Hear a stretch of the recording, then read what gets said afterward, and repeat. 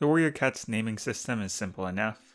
Kit suffix for kits, paw for apprentices, star for leaders, and anything for warriors. The mother decides the prefix, and the clan leader decides the suffix. A flawless system. Wait, what? Torn?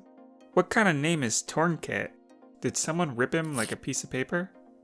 Okay, so there is a flaw with this system. When the first story arc released, a lot of the names of the full warriors were decided by the authors without taking into consideration the implications of the apprentice or kit names before them. So when it came time for prequel super editions, we either need entire backstories for their names, or they just come out weird. They explain most situations by giving the characters name changes at some point in their lives. Half Tail and One Eye used to be Sparrow Pelt and White Eye. Deadfoot had the name Hop Kit as a kit. Crooked Star's kit name was Storm Kit. Broken Star didn't have a name change, but we learned that he was named Broken Kit due to Yellowfang's broken heart.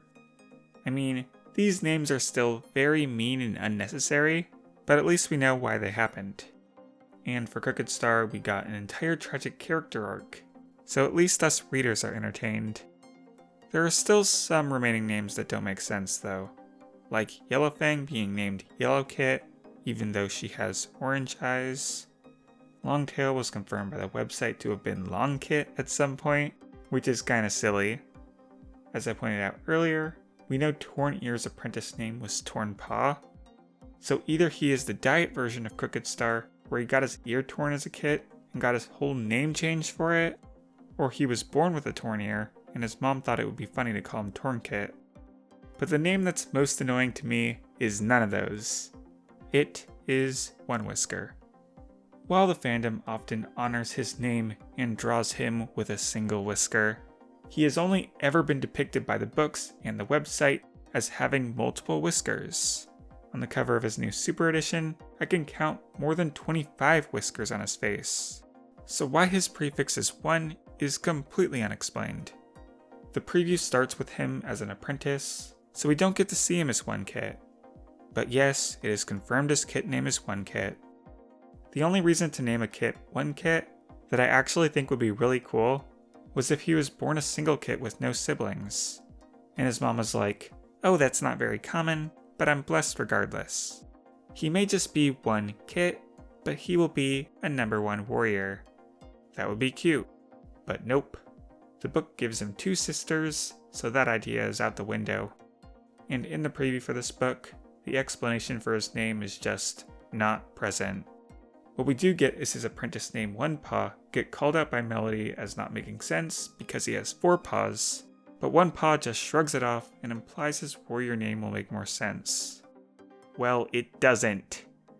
I was trying to think of an explanation, and I got 2 theories. 1, Whisker. 2, sorry for that joke. My first theory is that he has one whisker that is a different color from the others. This is how James Barrie interprets his design in the graphic novels. 1 white whisker, and the rest black. This is actually something that can happen to real-life cats. Sometimes they'll grow 1 or a few white whiskers despite mainly having black whiskers beforehand, but I've only seen black cats do this, so I don't know. Either way, the cover of this book doesn't support this theory in the slightest by giving him all white whiskers.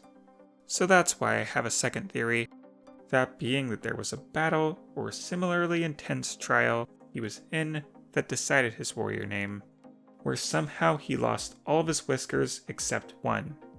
And the fact that his last whisker held on despite everything could be a metaphor for his ability to hold on even to his last bit of strength. And the reason he has a full set of whiskers on the cover is because cat whiskers can grow back. Duh. But this might be a little too clever for Warrior Cat's writing, so I'm not too confident in this one either. One thing we can count on is that One Whisker's warrior ceremony will be addressed in the new Super Edition, so between Tall Star's ceremony speech and One Whisker's inner dialogue, there's a chance we'll get something. It might be a bad explanation, but something. While we may never understand One Whisker's prefix, we, the readers of Warrior Cats, may finally at least understand his warrior name. So come on, give it to us. Alright, bye everyone.